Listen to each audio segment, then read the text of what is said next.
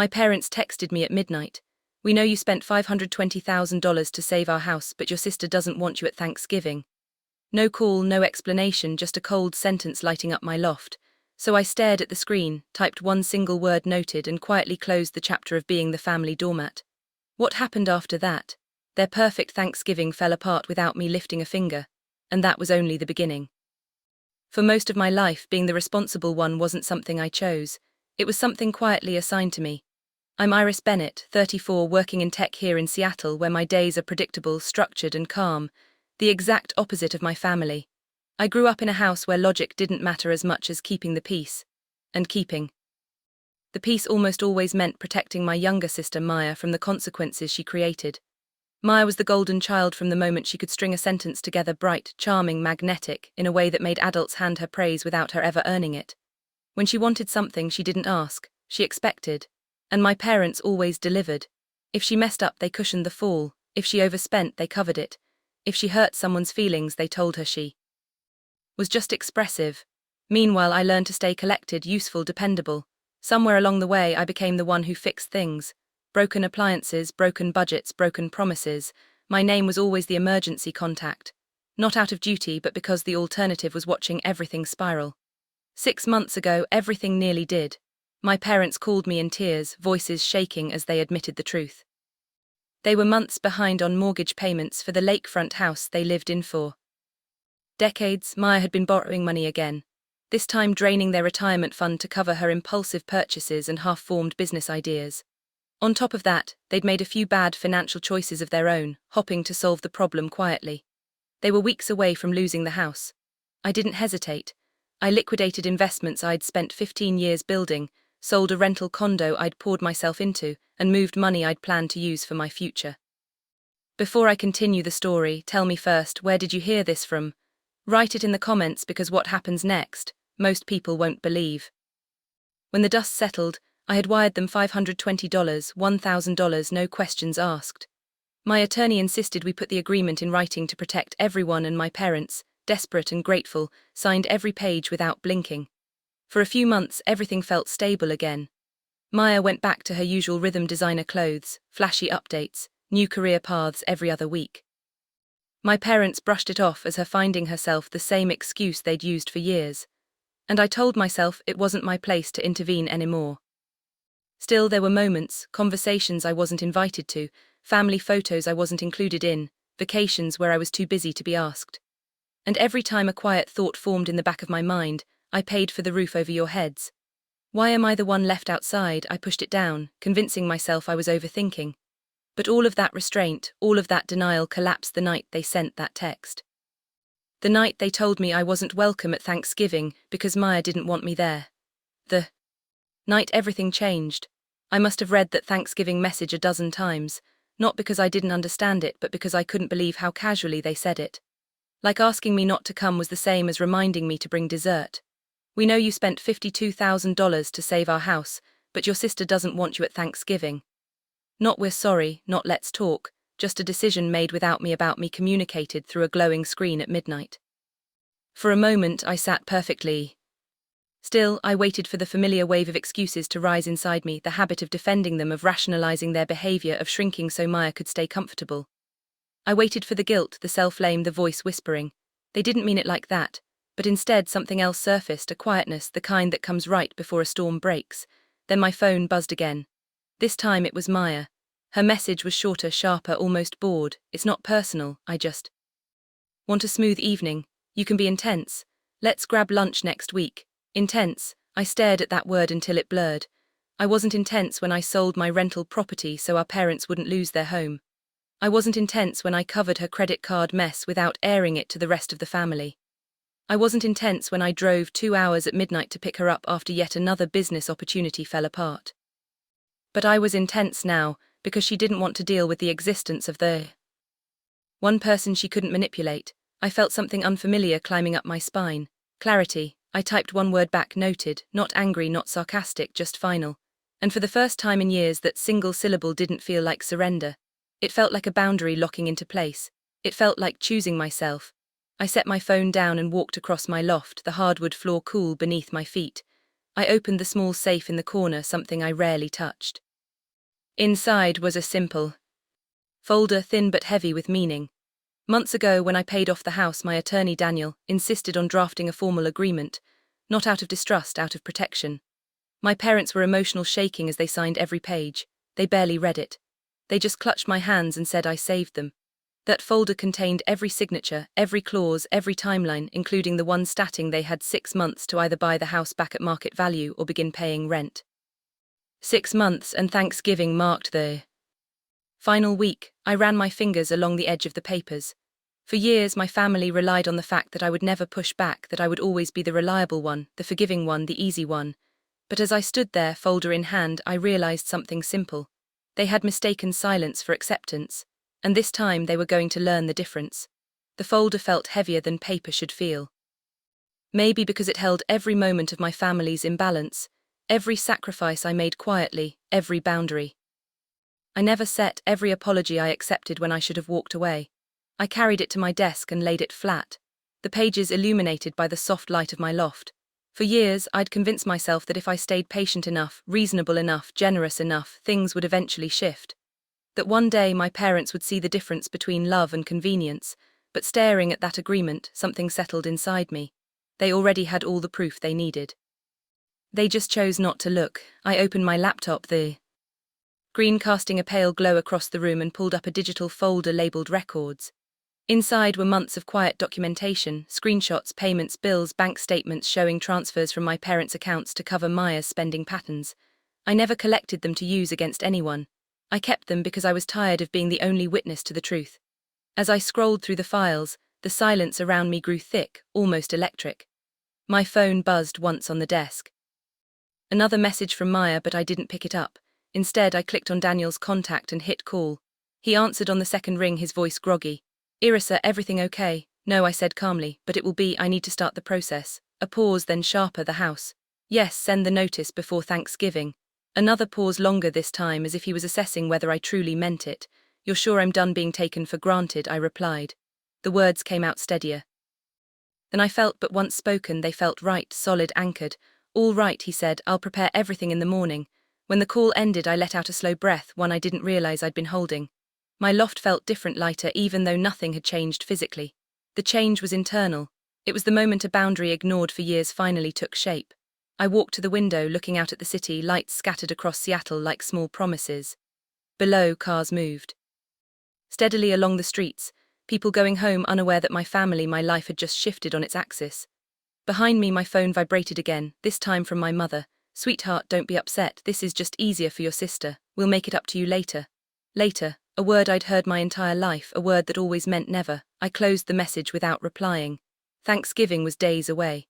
Maya was planning her flawless evening, the one where she'd play hostess, bask in attention, and pretend the world revolved around her. My parents would orbit her as usual, smoothing edges, protecting her image, ignoring the cracks.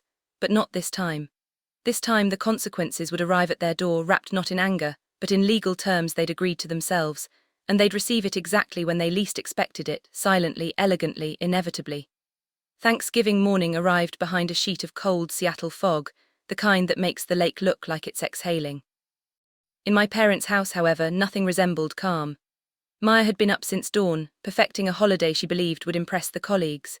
She'd invited people she wanted to convince she was more successful, more stable, more accomplished than she actually was. She wore a cream dress, her hair curled in soft waves that framed her carefully curated smile. She moved through the kitchen, barking instructions, fine-tuning the table settings, correcting my mother's placement of the silverware, reminding my father to act natural when her guests arrived. My parents fluttered around her, half exhausted, half proud, completely oblivious to what was on its way. They didn't know a delivery was scheduled. Not food, not decor, not flowers, something else. They also didn't know I wasn't at home sulking or nursing hurt feelings. I was exactly where I needed to be. Someplace quiet, someplace private, someplace far enough to hear my own thoughts without the weight of their expectations pressing down on me. I checked the time, 11:42 a.m, right on schedule. Back at the lake house, Maya's colleagues began to arrive, a couple from her firm, one of them her direct supervisor. They stepped inside, complimenting the decor she claimed to have prepared single-handedly.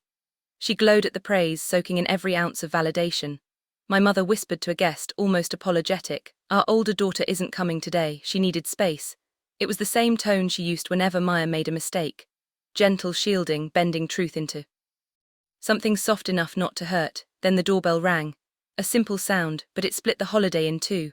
"Mom, get that," Maya said, adjusting her dress. "It's probably the last dessert order." It wasn't. At the door stood a man in a plain jacket holding a sealed envelope and a flat package. "I have documents for Robert and Elaine Bennett," he said politely. My mother blinked confused. "Oh, that must be something else we forgot to order." He placed the envelope in her hands, asked for a signature, and left without ceremony. No drama, no raised voices, just a quiet delivery of consequences. My father moved beside her brow, furrowing when he saw the legal header across the top. This is from Daniel, Iris's attorney." The room fell silent, not because anyone understood yet, but because they recognized the name. "Open it," Maya said lightly, still half smiling. "Maybe it's nothing." But as the envelope tore open, her smile faltered. Inside were 3 sets of documents, a formal reminder of the agreement they'd signed, a notice about the end of the 6-month grace period, and a summary outlining every payment, bill and transfer that had been used to dig them out of financial ruin, payments that all traced back to me. My mother's hands shook as she unfolded each page. "Rent," she whispered, "market value starting immediately." My father skimmed the text, color draining from his face. "Or we have to buy the house back." "Elaine, this isn't optional. We agreed to this." Maya stepped forward, snatching a page from his hand. "What do you mean rent? This is our home." "It's not," my father said quietly. "It hasn't been for 6 months. Iris owns it." The words hit the room like a physical blow. Even Maya's supervisor looked stunned. "She wouldn't actually enforce this," my mother said, panic rising. "She's just upset." But then she reached the final page, the one detailing the timeline. Thanksgiving Day was the deadline. Not next week, not next month, today. And just when the panic began to settle in, Maya recognized something else. The signature at the bottom of the agreement, her own.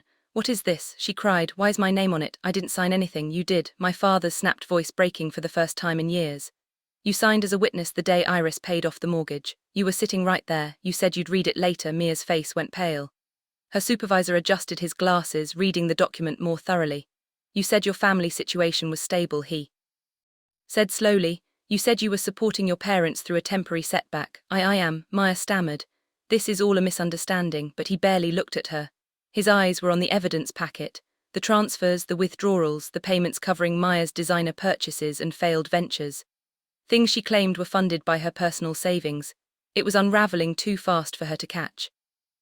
My mother turned to my father in alarm. "Call her. Call Iris right now." They tried. The phone rang once, twice, 3 times. I watched it silently from where I sat, screen down, not bothering to move.